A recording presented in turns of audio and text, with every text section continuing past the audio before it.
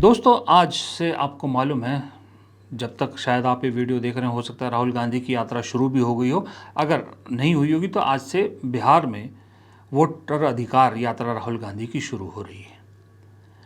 क्योंकि आज संडे है, संडे की सुबह है, तो हम थोड़ा सा खोखले सितारों की भी बात करते हैं, बॉलीवुड की भी बात करते हैं, लेकिन आज मैं दोनों चीज़ों को मिक्स करना चाहता हूँ। और आज मैं खोखले सितारों से ज़्यादा असली सितारों की बात करना चाहता हूँ।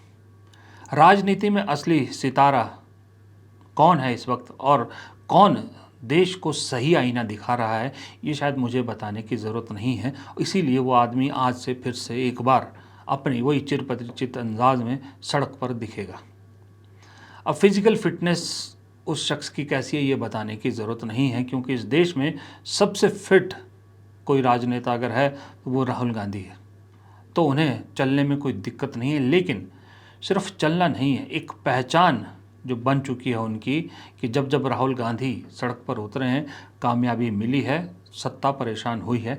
इसलिए राहुल गांधी आज से फिर से एक बार लोगों को जागरूक कर, इस बार पहले संविधान को बचाने के लिए यात्रा की थी, वो तो अभी भी उनका कायम है, लेकिन अब वो दूसरा जो आम आदमी का, हमारा आपका अधिकार है, उसको बचाने के लिए सड़क पर है, और वो अधिकार है वोट का अधिकार।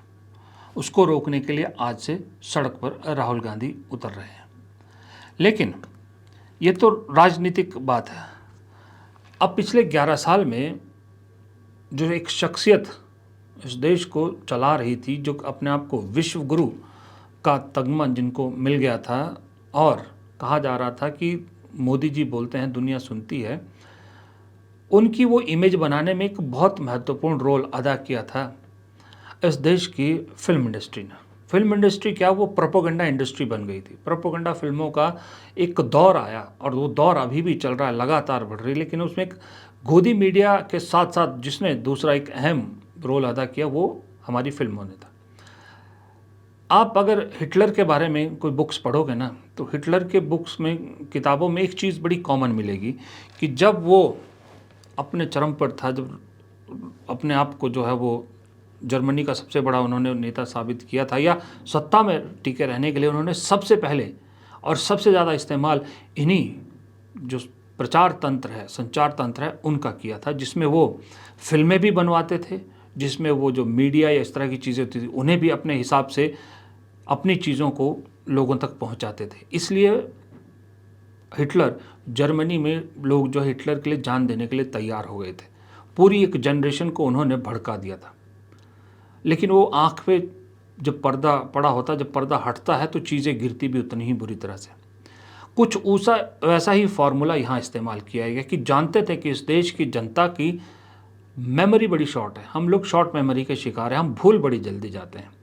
इसलिए ज़रूरी है कि अगर आपकी आंखों के सामने कुछ सच दिख रहा है तो उसके ऊपर एक झूठ का पर्दा डाल दो, और झूठ का पर्दा थोड़ा रंगीन होना चाहिए। सच का पर्दा अक्सर ब्लैक एंड वाइट होता है, झूठ का पर्दा रंगीन होता है। तो झूठ के पर्दे पे जो है वो सच के पर्दे को दबा दो, सच के पर्दे के आगे झूठ का पर्दा चला दो। इसके लिए रंगीन पर्दा हमारी फिल्म इंडस्ट्री में से बेहतर कुछ नहीं है, हमारी मीडिया से बेहतर कुछ नहीं है। इस देश में 3 टॉपिक ऐसे हैं जिस पर आदमी, कोई भी नॉर्मल आदमी हो, आम आदमी हो, पॉलिटिशियन कोई भी हो, इंटेलेक्चुअल हो, घंटों घंटों बात कर सकता है। वो है राजनीति, फिल्म और क्रिकेट। अब क्रिकेट में तो कुछ इस तरह का नहीं कर सकते थे, लेकिन फिल्मों के ज़रिए और गोदी मीडिया के ज़रिए आप इसका इस्तेमाल कर सकते थे, और वो किया। इसलिए कश्मीर फाइल जैसी फिल्में कामयाब हो जाती, केरला फाइल जैसी फिल्में कामयाब हो जाती हैं, प्रधानमंत्री खुद उनका प्रचार करते हैं। खैर, इस देश के प्रधानमंत्री अगर जाकर डोनाल्ड ट्रंप के लिए प्रचार कर सकते हैं तो कुछ भी कर सकते हैं। खैर, लेकिन जो जेन्युइन बॉलीवुड था वो खामोश हो गया था। एक डर उनके दिल में बैठ गया है कि अगर कुछ बोला तो सत्ता से पंगा लेना बहुत महंगा पड़ जाएगा, और बहुत लोगों को महंगा पड़ा भी। जिन्होंने कुछ बोलने की कोशिश की, जिन स्टार ने, जिन फिल्म मेकर ने, उन्हें महंगा पड़ा भी। लेकिन अब वो चीज़ें धीरे धीरे ठीक हो रही हैं। वो पर्दा, डर का पर्दा बॉलीवुड से भी हट रहा है। मैं इसलिए ये बात कह रहा हूँ क्योंकि पहले भी आप कहोगे कि भाई स्वरा भास्कर होगी, तापसी पन्नू हो गई, या अभिनव वो हो गए, वो बोलते थे, जी बोलते थे, कुछ लोग बोलते थे, आवाज़ उठाते थे, गलत को गलत बोलते थे, लेकिन उन्हें जो निशाना बनाया जाता था आपको मालूम है। लेकिन वो कभी भी ए लिस्टर जो स्टार्स हैं हमारे, वो इस तरह की बातें नहीं बोलते थे। ए लिस्टर कभी सामने नहीं आए। यही शिकायत हम सबको सबसे ज़्यादा है कि भाई हॉलीवुड में और बॉलीवुड में ये बड़ा फ़र्क है। हॉलीवुड के स्टार खुल के क्रिटिसाइज़ करते हैं सरकार को, लेकिन बॉलीवुड में कोई इस सरकार के खिलाफ कुछ बोलने को तैयार नहीं था। मोदी जी ने एक बार बुलाया तो पूरी लाइन बॉलीवुड के स्टार्स की पहुंच जाती थी उनसे मिलने के लिए। लेकिन अब जब हवा का रुख बदला तो उसका असर बॉलीवुड पे भी दिख रहा है, और जॉन इब्राहिम जैसे ए लिस्ट जो है स्टार, वो अब एक तरह से कहने लगे हैं कि भाई ये जो प्रोपोगंडा फिल्म है ना, कश्मीर फाइल जैसी, ये उनके लिए नहीं बनी है, या वो इन सब चीज़ों से दूर ही रहेंगे। I mean, I've heard people have loved it. People have also liked Kashmir Files. But what I'm trying to say is that, when films are being made with the intent to sway people in a hyper-political atmosphere and they find an audience, that's scary. And to answer your question, no, I've never been tempted. And I'm never going to make those kind of films. Just like I can't make adult comedies. देखिए, John Ibrahim ने यही बोल सकते हैं, अभी तो खुल के क्रिटिसाइज नहीं किया, लेकिन उन्होंने ये बोला, मैं ये काम कभी नहीं कर सकता। इसका मतलब आप समझ रहे हैं ना कि कश्मीर फाइल को लेके जो बोल रहे हैं वो इशारा काफ़ी है समझदार के लिए, और ये ए लिस्ट कभी पहले बोलते नहीं थे।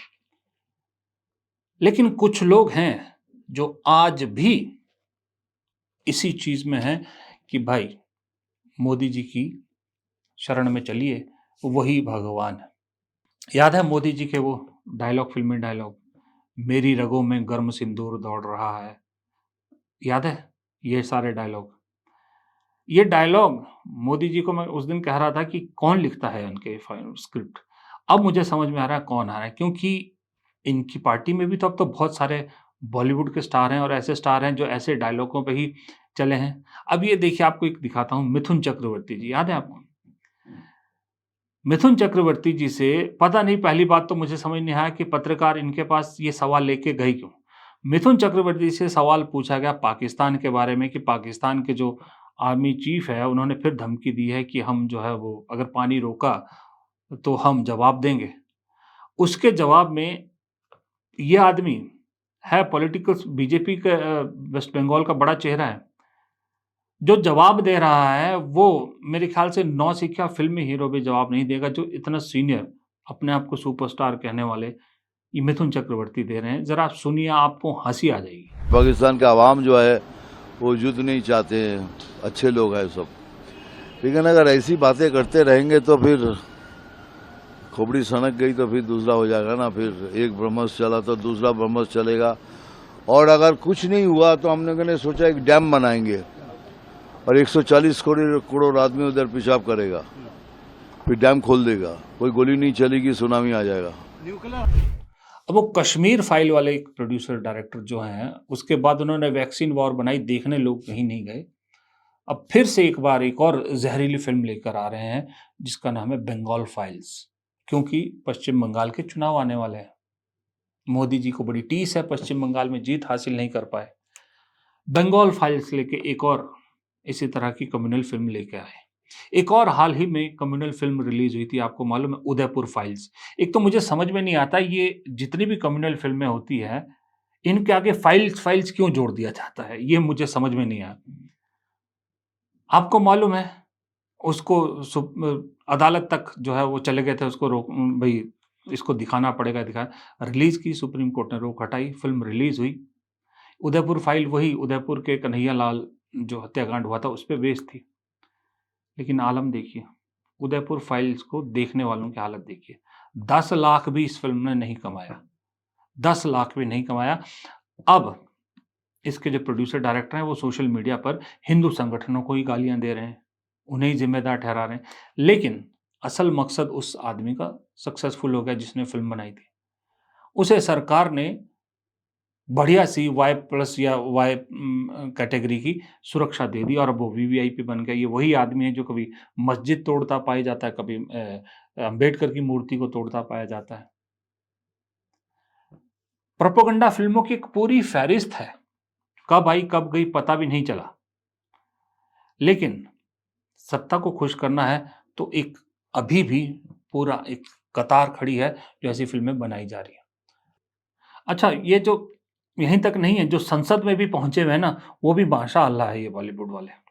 अब ये जया बच्चन का मैंने पहले भी कई बार बोला, अब पीछे उनका एक वीडियो बड़ा वायरल हुआ, जहाँ एक सेल्फी जो उनके साथ सेल्फी खींचना चाह रहा था, उनके साथ किस बदतमीजी से बात किए, ये वीडियो आपने देखा होगा जहाँ पर उन्हें डांट पड़ी। आप देखिए, एक बार वीडियो देखिए।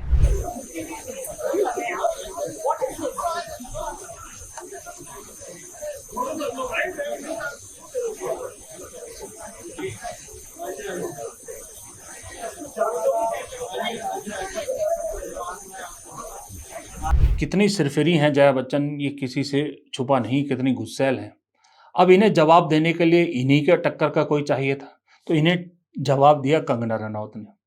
कंगना रनौत कहती हैं कि जया बच्चन को लोग इसलिए झेलते हैं कि वो अमिताभ बच्चन की पत्नी है।